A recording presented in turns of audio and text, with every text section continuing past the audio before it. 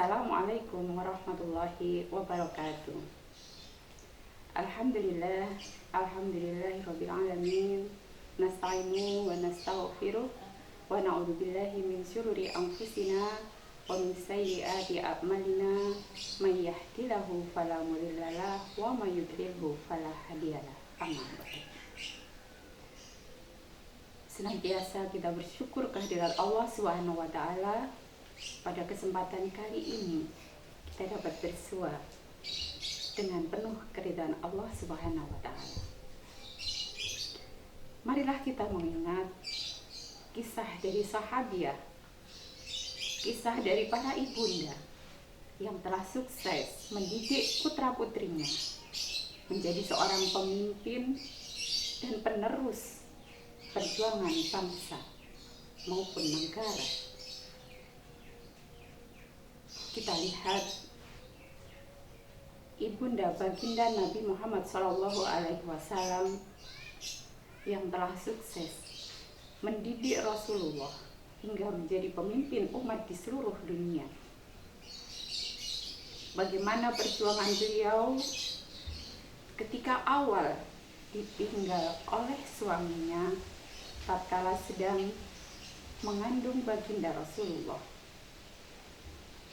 Begitu juga para sahabiah yang lain, pejuang-pejuang wanita sebagai seorang ibu.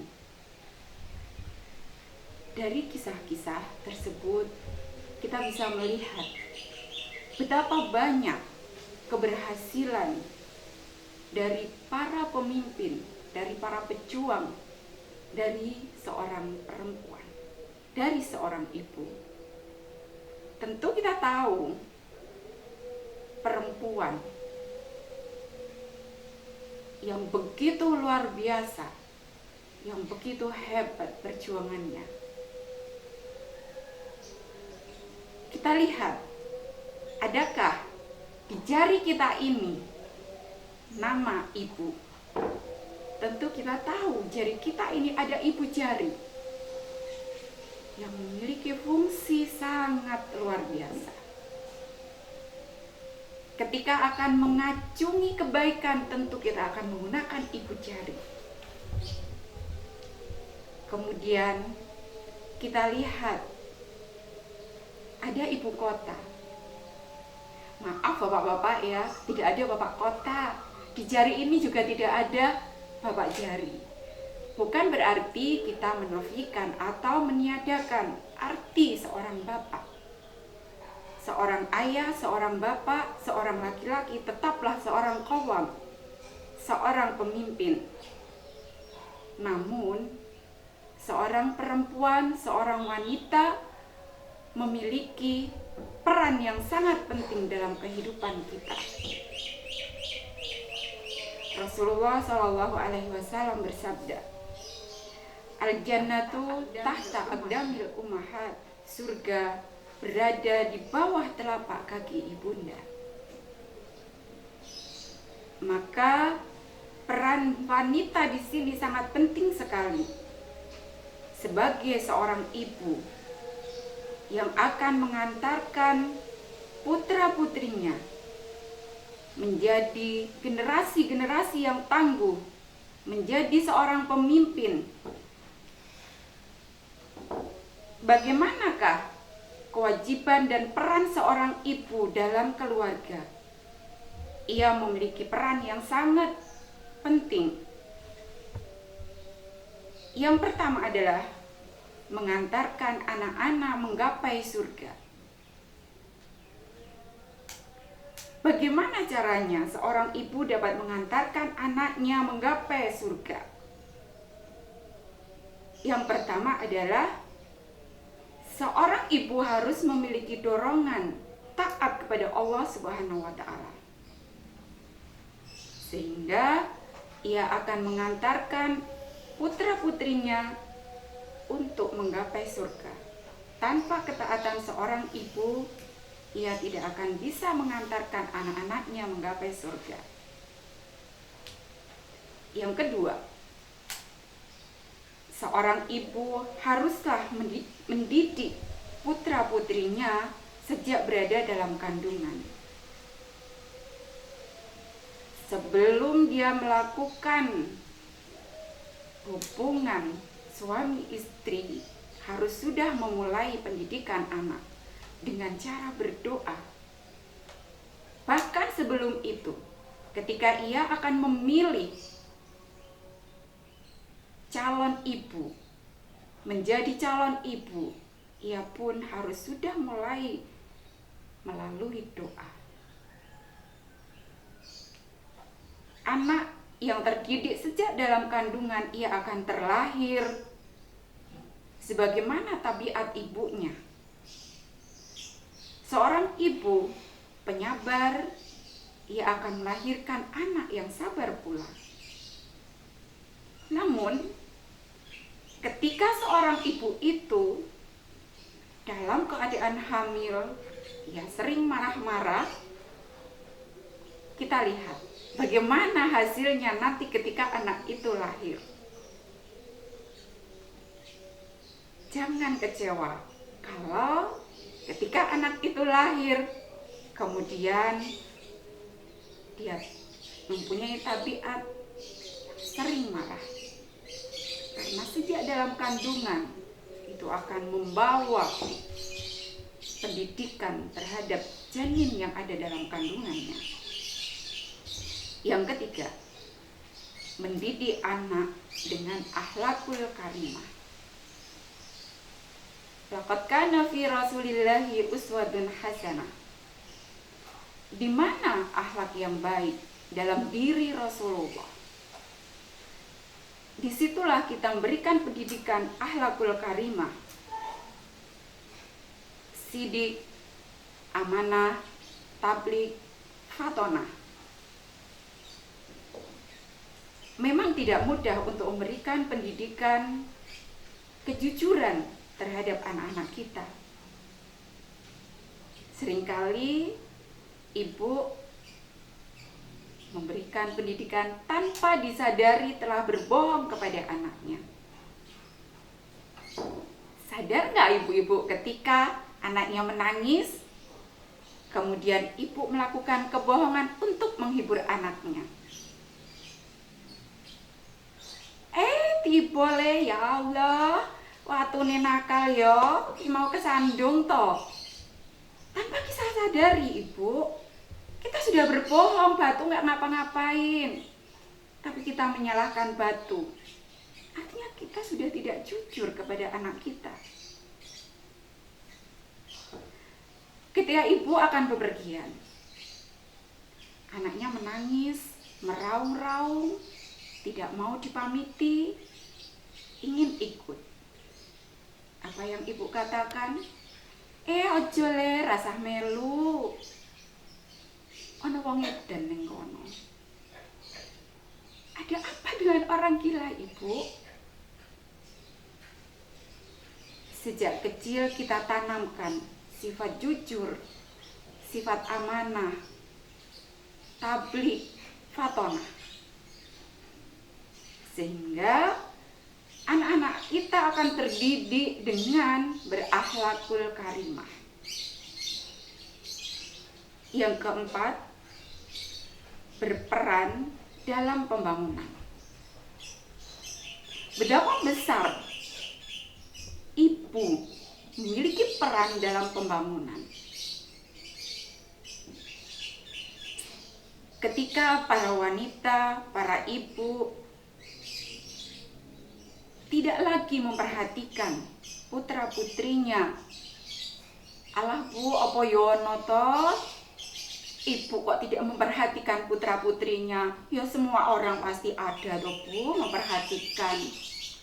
Alah bu, kula niku ngati tak rewangi adol sawah, tak rewangi adol gunung. Kula nggih anak kula. Lah kok mboten memperhatikan anak? Jelas itu semuanya kan untuk anak toh bu. Ibu pasti mengatakan seperti itu. Namun, ada satu hal yang harus kita ingat. Kadang kita tidak menyadari bahwa dalam hal ini ada satu titik kelemahan kita. Kita terlalu memanjakan membiarkan anak-anak kita dengan kesenangan-kesenangan dunia, sehingga kita tidak bisa menyiapkan generasi yang tangguh, generasi yang pintar, generasi yang cerdas. Karena apa? Karena anak-anak kita selalu kita berikan apa yang dia mau. Itu sih tanda sayang, Ibu ya. Memang itu tanda sayang. Namun ada satu kekeliruan. Ketika anak selalu kita beri apa yang dia minta, maka dia akan terus meminta dan meminta. Lalu bagaimana? Selain tadi yang pertama mengantarkan anak menggapai surga, di bidang peran kita dalam pembangunan, yaitu memberikan pendidikan anak. Dengan pendidikan yang pertama, tanamkan pada anak kita tentang tauhid, tentang akidah, sehingga dia tidak akan terpengaruh oleh kebiar dunia. Kita lihat, Ibu, Bapak, bahwa anak-anak kita tidak hidup di masa kita seperti dahulu. Kalau anak-anak sekarang bilang mereka itu hidup di era 4.0. Nah, kalau seperti kita yang seumuran dengan saya, halah apa meneh kuwi. Namun itulah fungsi atau peran seorang ibu yang harus menanamkan akidah agar dia tidak terpengaruh oleh arus atau era yang sekarang ini. Yang kedua, tanamkan hormat kepada orang tua. Ada Bapak, Ibu, seorang ibu yang bercerita seperti ini. Elah Bu, anak kula nek dikandani sak kecap, len jawab bla bla bla bla bla, dawa banget. Ngluwi leh kula ngomong. Ini pertanda apa? Pertanda bahwa sebagai seorang ibu, peran kita telah dilewati oleh anak sehingga dia berani kepada orang tuanya, terutama adalah kepada ibunya. Ketika seorang anak sudah hormat kepada orang tuanya, maka akan tumbuh rasa cinta kepada Allah, kepada Nabi, dan kepada Al-Quran. Kenapa? Karena kedua orang tuanya, terutama ibunya, sudah mengajarkan kepadanya tentang cinta, yaitu cinta kepada Allah, cinta kepada Nabi, dan cinta kepada Al-Quran.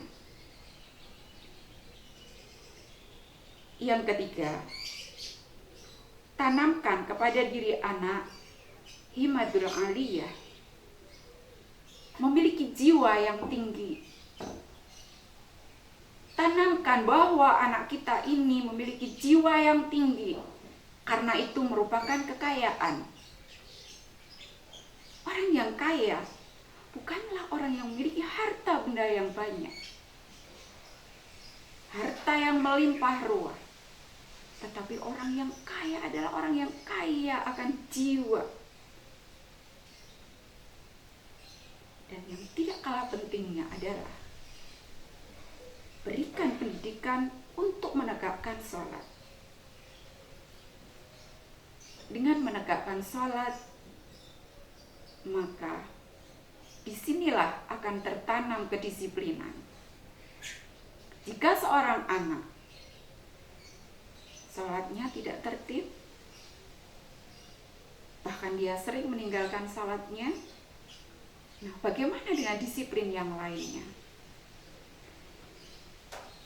Dan yang terakhir adalah tanamkan pada diri anak untuk selalu bersyukur kepada Allah Subhanahu wa Ta'ala terhadap apa yang ia terima dari Allah Subhanahu wa Ta'ala. Maka peran wanita di dalam keluarga sebagai seorang ibu sangatlah penting. Waliyahsyal ladzina law taraku min khalfihim dzurriyyatan dhi'afa. Dan hendaknya kamu takut jika meninggalkan generasi-generasi yang lemah. Mari Bapak Ibu, khususnya kepada ibu-ibu, kita didik anak-anak kita dengan pendidikan yang berlatar belakang dengan akidah yang kuat,